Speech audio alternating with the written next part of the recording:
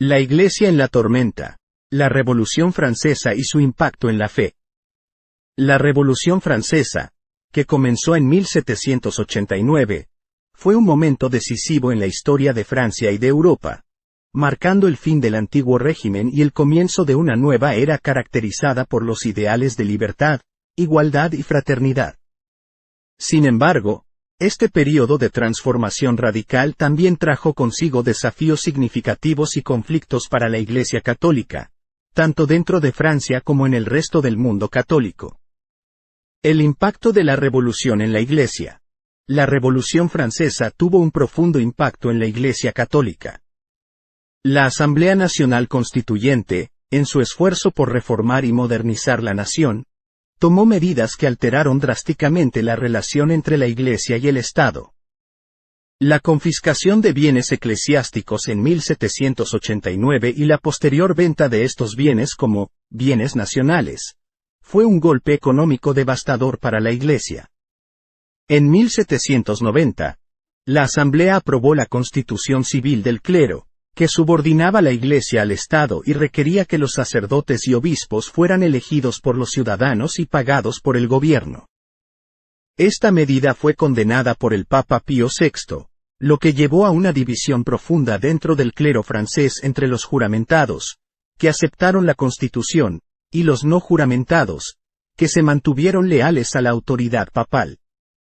La decristianización y la persecución.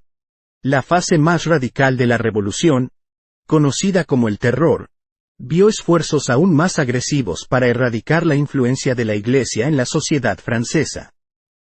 Se emprendieron campañas de decristianización, durante las cuales se cerraron iglesias, se profanaron símbolos religiosos y se promovieron cultos seculares como el culto a la razón. Muchos sacerdotes y religiosos fueron perseguidos, encarcelados o ejecutados. La reacción de la Iglesia.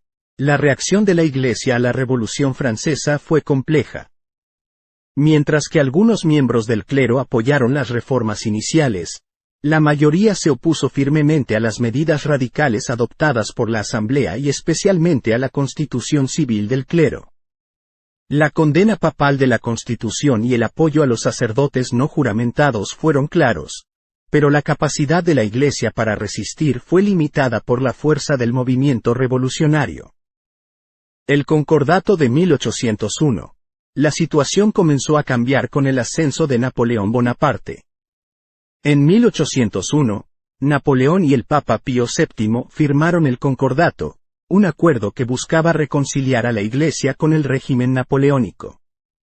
El Concordato restauró cierto grado de libertad religiosa en Francia, permitiendo el culto público y devolviendo a la Iglesia un control limitado sobre sus asuntos. Sin embargo, también confirmó la pérdida de los bienes eclesiásticos y mantuvo al clero bajo la supervisión del Estado. Legado y conclusión. El legado de la Revolución Francesa en la Iglesia es ambiguo. Por un lado, la Revolución desafió la autoridad y la posición de la Iglesia de manera sin precedentes, llevando a un período de persecución y sufrimiento para muchos fieles. Por otro lado, la crisis impulsó a la Iglesia a adaptarse y a encontrar nuevas formas de existir dentro de un Estado secular. En resumen, la Revolución Francesa y la Iglesia experimentaron una relación tumultuosa marcada por el conflicto y el cambio.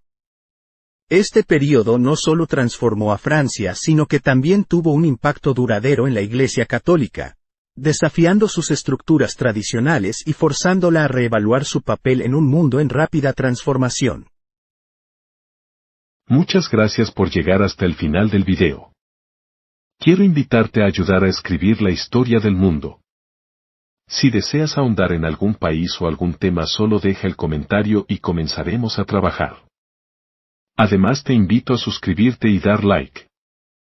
Con eso me apoyas y motivas a seguir creando contenido útil para todos. Seamos comunidad. Hasta el próximo video.